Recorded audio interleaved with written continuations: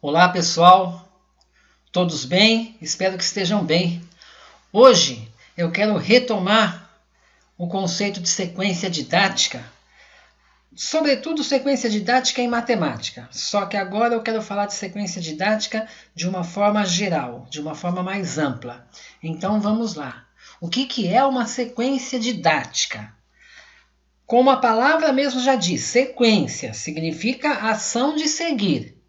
A gente pode dizer que uma sequência didática são etapas continuadas, ou seja, um conjunto de atividades dentro de um tema escolhido, cujo objetivo é ensinar um conteúdo etapa por etapa, do mais simples ao mais complexo.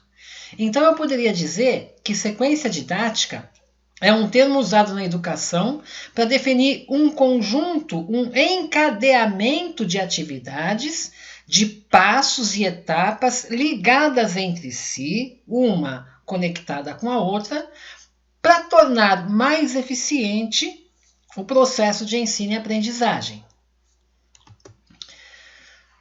Qualquer sequência didática carece de um planejamento. Deve ser desenvolvida para atingir um objetivo. Mas não é qualquer objetivo. Que objetivo que é esse? Esse objetivo da sequência é um objetivo que deve atender às necessidades da turma, às necessidades do seu aluno.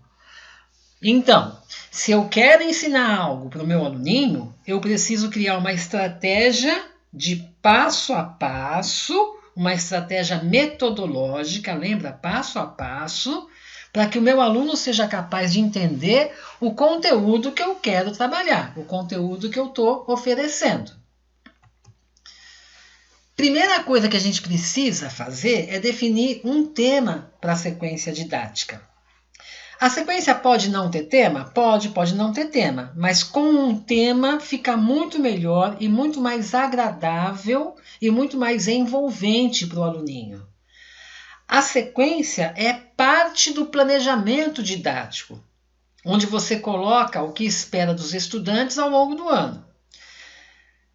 Só que se eu for optar por uma sequência que tem um tema, que é o ideal, a escolha desse tema ela não pode ser aleatória, ela não pode ser do nada, como dizem, né? Vamos supor, um exemplo. Se o seu objetivo for desenvolver aprendizagens do sistema de numeração decimal, você vai precisar pensar quais os desafios em relação à matemática que você quer apresentar à classe.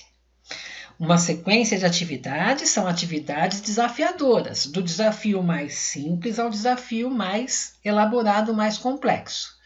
Então, é preciso organizar as ações de modo que exista uma continuidade desses desafios numa diversidade de atividades propostas para os nossos aluninhos. É importante e é fundamental fazer uma avaliação diagnóstica, uma sondagem inicial. Este é o momento em que são levantados os conhecimentos prévios da turma, o conhecimento que o aluno já tem sobre o tema. Muitas vezes, o professor acha que perguntar assim, o que vocês sabem sobre isso? Vai ser suficiente para ele levantar a diagnóstica, mas não é assim que funciona. O melhor e o mais indicado é colocar o aluno em contato com a prática, em contato com materiais sobre o tema, em contato já com atividades sobre o tema, para fazer essa sondagem inicial. Essa etapa inicial, essa sondagem, já é uma situação de aprendizagem e também precisa ser planejada. No caso de uma sequência, por exemplo, sobre dinossauros, eu pego o tema dinossauros, né, e vou trabalhar uma sequência didática em cima desse tema. Vou criar ações, criar atividades, criar desafios, né, relacionados a esse tema que eu quero propor. Então, o que eu preciso fazer? Eu distribuo livros, revistas, imagens sobre o tema dinossauro para os meus alunos. Eu proponho uma atividade, eu passo pelos grupos para ver como é que eles estão se saindo, uma atividade simples. Lembra, você está fazendo a sondagem inicial. Conteúdos e objetivos. Bom, conteúdo é o que você vai ensinar, é a aprendizagem que você vai trabalhar. E o objetivo é o que você espera que as crianças aprendam, que as crianças dominem.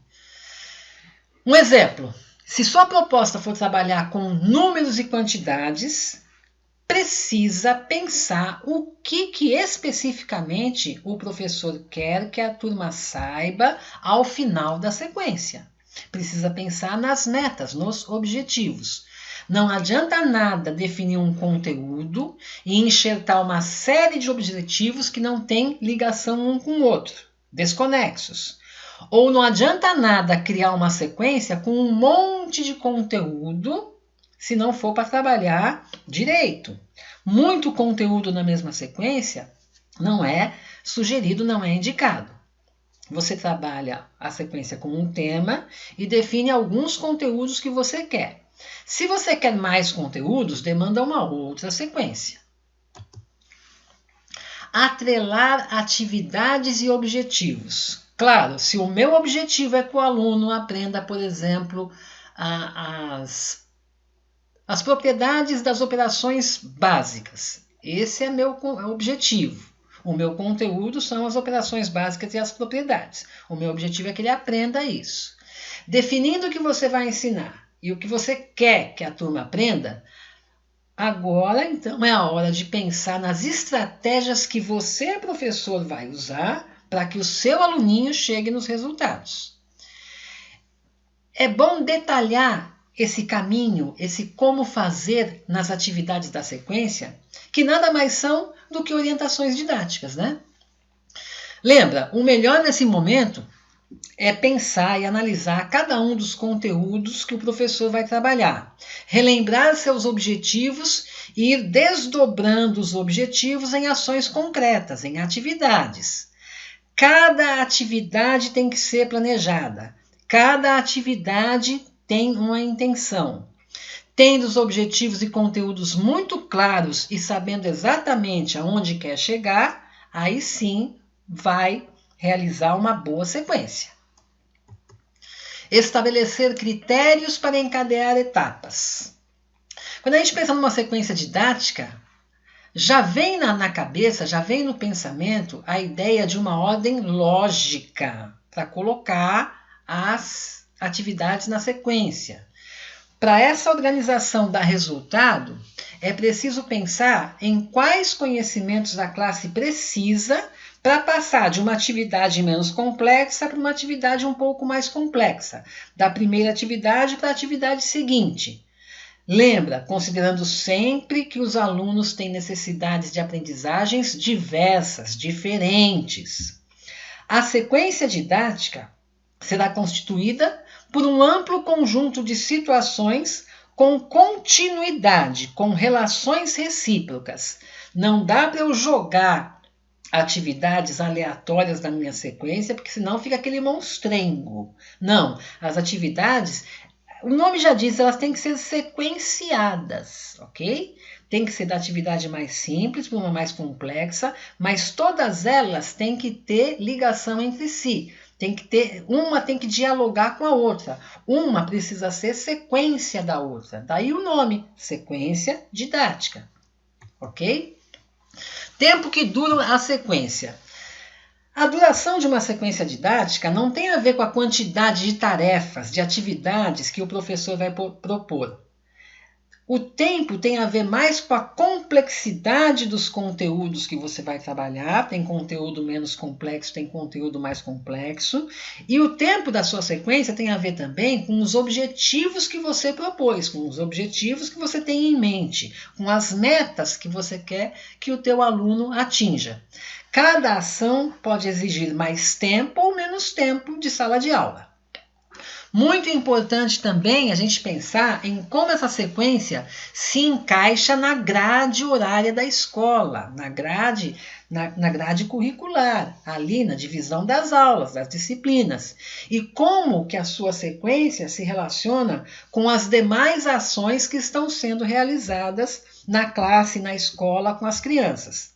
Seria muito importante e seria o ideal que uma sequência didática tentasse ser interdisciplinar.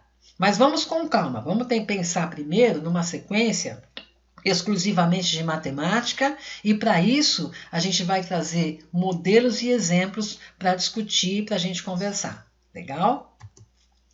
Organização da turma.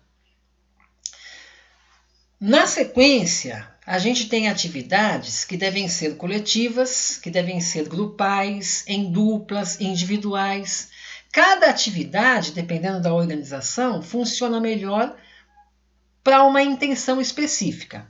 Por exemplo, se você propõe uma atividade no coletivo para todos, você propõe essa atividade quando quer estabelecer modelos de comportamentos e procedimentos. Eu vejo como a sala trabalha com aquela atividade que eu proponho. Já uma atividade em dupla é importante quando a gente quer que o aluno confronte as suas hipóteses, as suas estratégias, com as estratégias do colega, as hipóteses do colega.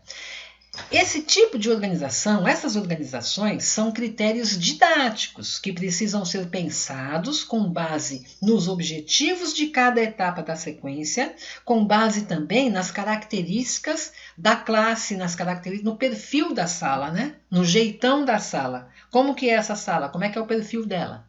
Eu preciso também levar isso em consideração quando eu estou organizando a minha sequência didática. Legal? Uma sequência didática não pode ser engessada. É preciso flexibilizar as atividades.